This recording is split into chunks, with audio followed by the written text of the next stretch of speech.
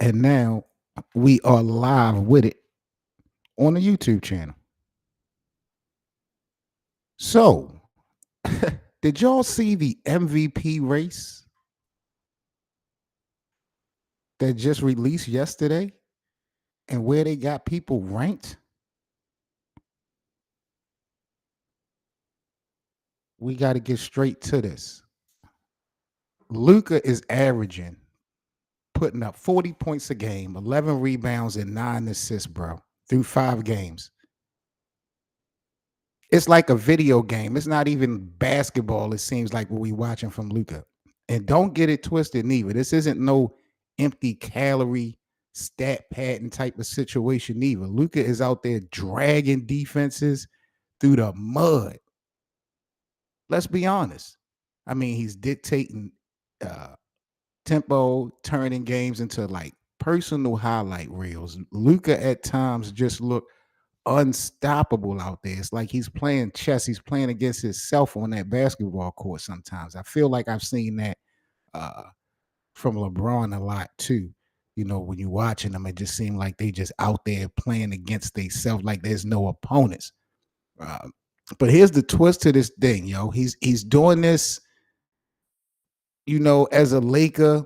This isn't the Mavericks version of Luca no more. This is a Hollywood Luca running with Marcus Smart and DeAndre Ayton and Austin Reeves, bro. And a lot of people feel like this new Lakers culture is starting to feel like that 2020 team all over again, which is kind of crazy. If you look at the graph on the screen, you see the comparisons between Luca and Shea. Shea right now is ranked number one in this MVP race. However, they got Luca ranked right now number 5. I find that very, very much so disrespectful because the eye test is telling me that Luca by far is the most valuable player in the NBA. Shout out to Shea and OKC. They doing their thing.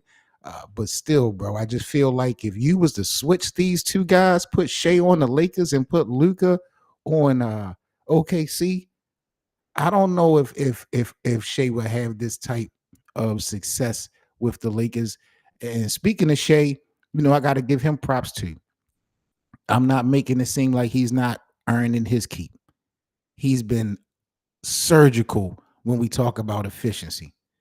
33 points a night, shooting at like a 52% uh, field goal percentage from the field, 90%, I believe, from the free throw line. Shea Gildress is definitely the heartbeat of a young OKC team sitting, like I said, at the top of the Western Conference. He doesn't force shots. He don't really chase highlights. Shea Gildress Alexandra just dissects you from point A to point Z. My question is, though, who's the real MVP? To me, it's who defines value in today's NBA. Luka's numbers, the eye test alone, scream dominance, unstoppable. Shea poise, it screams a lot of control, a lot of pace. Luka overwhelms you, Shea outsmarts you. You ask me who's the MVP out of these two, just from the eye test perspective. I'm trying to just take the fact that I cover the Lakers out of the equation. I'm leaning Luka right now. How is Luka ranked number 5 right now? If you want to be petty and say because OKC has the top record, you want to give it to Shea. Shea has played more games, damn near double the games. I get the games played. Luka's only locked in for 5. Shea played last night, so these numbers is a little different. Shea played his 10th game, I believe, last night. Uh, this graphic was out yesterday, but even in half the games, when you watching it, bro, Luka, not that the Lakers would totally collapse and fold if they didn't have Luka, but you just see what his presence bring. Like I said, it's that LeBron factor. And it's similar to, I believe, OKC. I believe if Shea went down for a substantial amount of time, I don't believe OKC, in my eyes, could be a clear number 1 favorite coming out the West. So both of these guys definitely hold value with their organization. But again, I just lean towards Luca. I feel like his gravity changes the game. The moment he steps across half court, you got to be ready for Luca. But if Shea keeps things up and if OKC keeps winning, I mean, the argument is going to get a lot louder between these two specifically. So I definitely want to break this thing down this morning, early this morning, and talk about it. MVP to me, y'all, just isn't about stats. It's about narrative, sustainability, and what you mean to winning.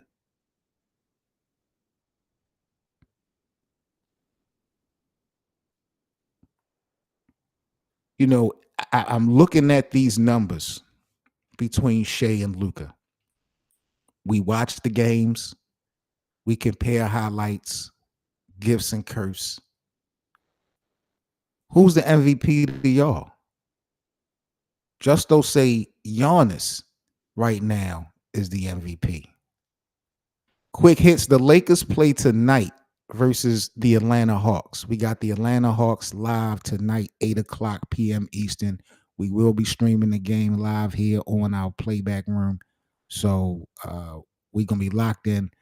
Shea and OKC played last night. I don't know if they won or not, but Luka and the Lakers face Atlanta tonight. There is no Trey Young tonight. So hopefully Luka and the Lakers can pull off a victory. I see Maxi Kleber is probable on the injury list, so we might actually see Maxi Kleber tonight for the first time this season. I can't wait for that.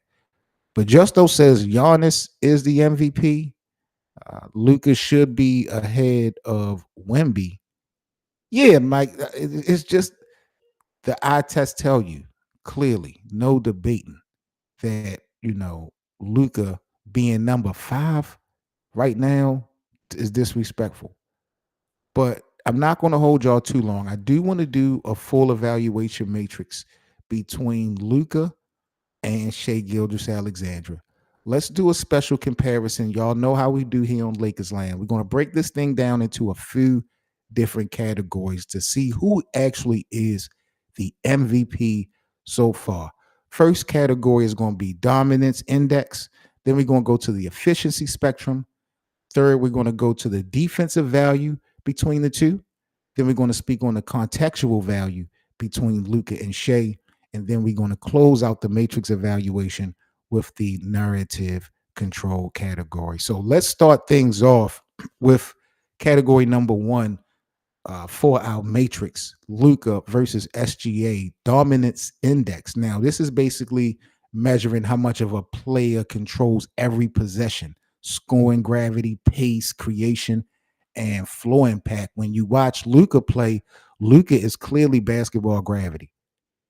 Every damn possession flows through Luca, and he manipulates defenses like a puppet master. He bends coverages, collapses double teams. He dictates rhythm. Luca right now, what I say, he averaging 40, damn near 11 and 9, just straight orchestration. But then you got Shea Gilders Alexander on the other end. He dominates a little bit differently. His control comes through the efficiency, through the pacing. Like I said, he doesn't rush things. He doesn't overwhelm you with stats. He just kills you with precision and patience. Point blank, period. He don't make a lot of mistakes, a lot of surgical decisions. But still, it's just that box office impact that I see from Doncic.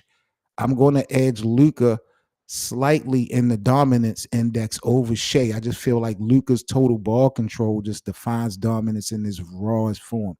But Shea can be dominant in his own way. I just feel like when Luca is on, once he step across half court, it's a problem for your defense. Period.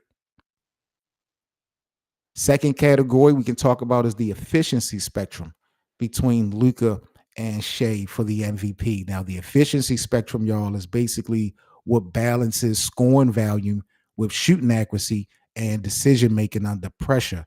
You got Luca who's shooting 50% from the field, but only 31%, I believe, from the 3-point line and 80% from the free throw line.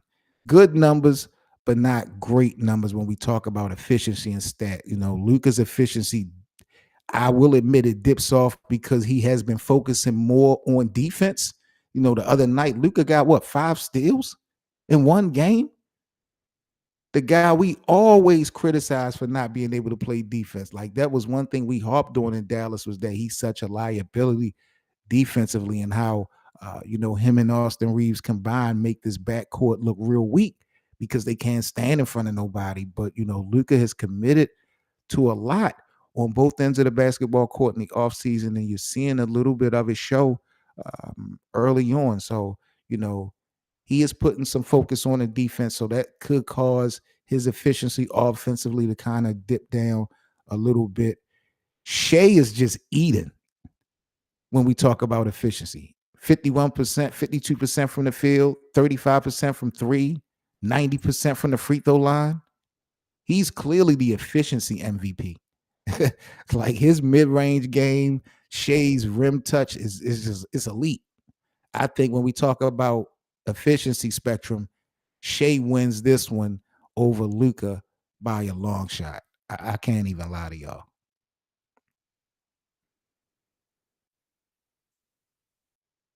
So right now we 1-1 in the matrix for MVP in these categories for Luka and Shea. So the third category we're going to tap into real quick is defensive value. Who has the most defensive value, y'all think, out of Luka and Shea Gilgeous-Alexander? I just talked about Luka getting 5 steals the other night. I believe Luka's averaging 2 steals a game, if I'm not mistaken. Y'all might want to check the stats on that. But Luka, I believe, is averaging 2 steals a game. And I know that doesn't show lockdown defender or defensive player of the year, nothing crazy or weird like that. But it does show that Luka is engaged. And at the end of the day, that's the first thing you have to ask out of a player. Is show that you want it. I think his lateral movement is still average. His size helps him, wall up a little bit, but like I said, he's not going to ever be no shutdown defender. Shea, on the other hand, Shea is averaging 2 blocks per game as a guard. To me, that's crazy. You know what I'm saying? And then you add nearly a steal every night. I think you've got one of the most complete two-way guards in the NBA when you talk about Shea Gilgeous-Alexander. His defense is built on anticipation and timing. So though I see an improvement with Luka defensively, and I appreciate the commitment, I would edge the value defensively to Shea Gilgeous-Alexander slightly. I just feel like his two-way impact separates him from Luka a little bit when you include defensive value. I could see why he's ranked number 1 in that notion. Fourth category, when we comparing these two, the contextual value. This is a little bit different, y'all. The contextual value is what happens when you remove the player. Does that team identify collapse, or do they adapt? If you take Luka off the Lakers, I mean, they'll survive at times, especially until LeBron comes back, but it could fall apart. I believe the Lakers right now are 3-0 or 3-1 without Luka this season. But just in my opinion, we ain't really played no playoff caliber teams. We haven't beat the playoff caliber teams. We lost to Golden State. We lost a game to Portland we shouldn't have lost.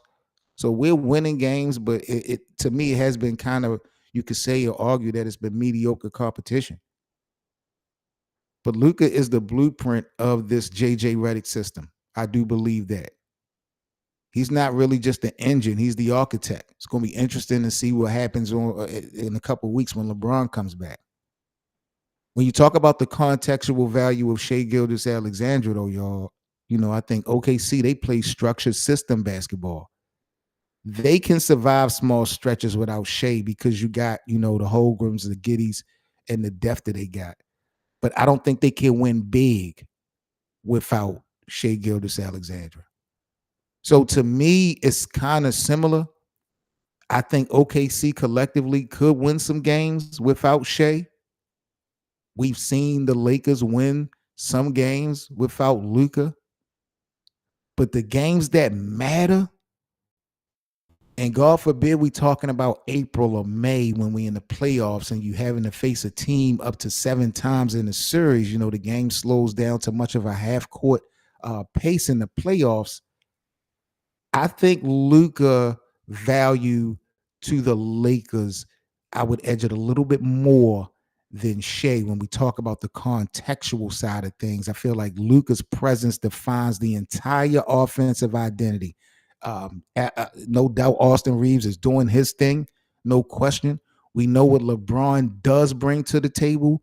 We not sure what LeBron is going to bring to the table. This is a different type of situation upon the return of LeBron James. So I am definitely anticipating to see what Lakers teammates are going to be impacted the most when LeBron comes back. But as far as Luka versus Shea, for the contextual value, what happens when you remove this player? Does the team collapse or readjust? I would say Luka has more value than Shea has. I think the OKC Thunder could win a little bit more games with high competition than the Lakers could without Luka, just to be honest. So I'm edging Luka in that category. And last but not least, the final category I want to go over in this matrix evaluation for Luka versus Shea and the MVP is going to be narrative control. Basically, this is the story surrounding their success. How much the narrative supports the MVP argument. Right now, Shea is ranked number 1. They got Luka number 5. Luka, to me, his storyline is cinematic. You got redemption. One of the best records in the league. He's been an MVP favorite and he's earned his paycheck. He's committed to both sides of the basketball court. He worked on his conditioning in the offseason. I think every win is going to amplify Luka's name, no question. Shea Gilgeous, when we talk about narrative control, Shea's narrative is authenticity. Homegrown talent, slow build, not a real hype machine. He just wins games. OKC is finding ways to really be a winning team. I know they're a championship winning team, but just as far as consistency and stability, if OKC finishes top 3 again this season, I think that purity might outweigh star market storytelling. I'm going to say for narrative control, y'all, this one is a tie. I'm going to say it's a tie. I think Luka's narrative is much louder, but Shea's narrative is more organic. You really can't go wrong with both. So when we break this down, Lakers land, and put it into our MVP matrix, out of these 5 categories between Luka and Shea, Luka wins this debate by the slimmest of margins. Not because he's flashier than Shea, but because he's louder in impact. Shea is a problem. Don't get it twisted. But Luka is box office. Do y'all hear me? Luka is box office. It's levels to this shit, y'all. I promise you. And Shea is a champion, rightfully so. But Luka, bro, his fingerprints is on every bucket, every rebound, every possession. Shea's efficiency is artwork, but Luka's chaos is just genius to me. Don't get it twisted. If the Thunder finishes with 55 or more wins, I think they're going to favor Shea Gilgeous-Alexander to win the MVP again.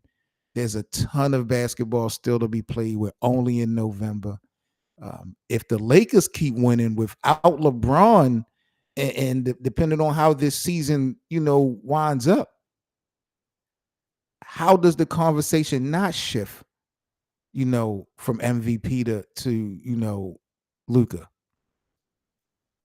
I respect Shea a bunch, but to have Luka right now ranked number 5 is just so disrespectful to me, bro. I just don't see it.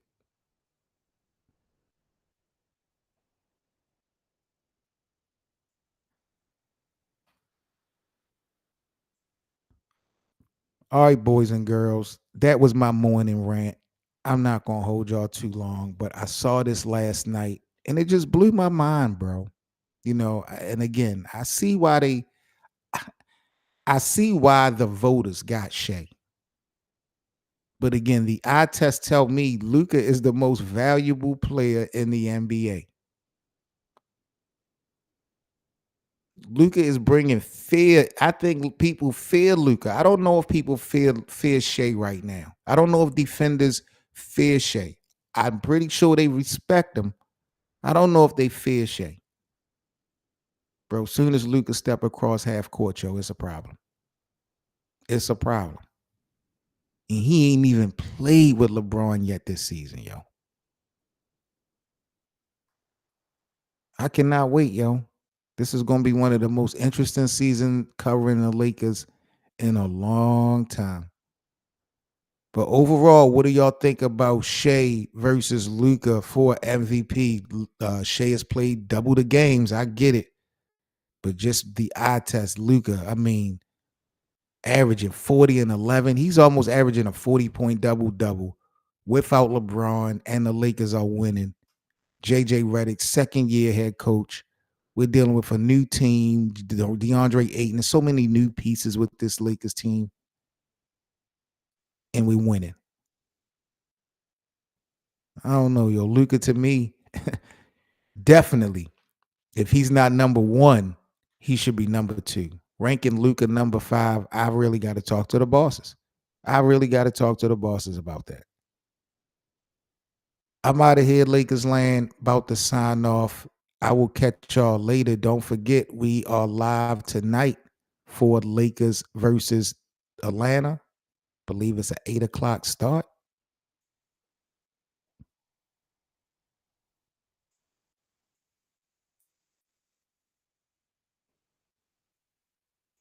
Yeah, I believe it's an 8 o'clock start tonight versus Atlanta. No Trey Young tonight, so the Lakers should be able to keep the momentum going. And I think this probably is. I'm assuming this is the NBA Cup game for the Lakers because they didn't play last night. Usually the NBA Cup games is every Friday. So I got to double check, but I think this might be an NBA Cup game. Hopefully the Lakers can get the W, and we'll be live tonight to talk about that and a lot more. So y'all stay safe this Saturday, and I will catch y'all this evening for Lakers versus Hawks live here on Playback. Y'all stay safe. I am out. Peace, everybody.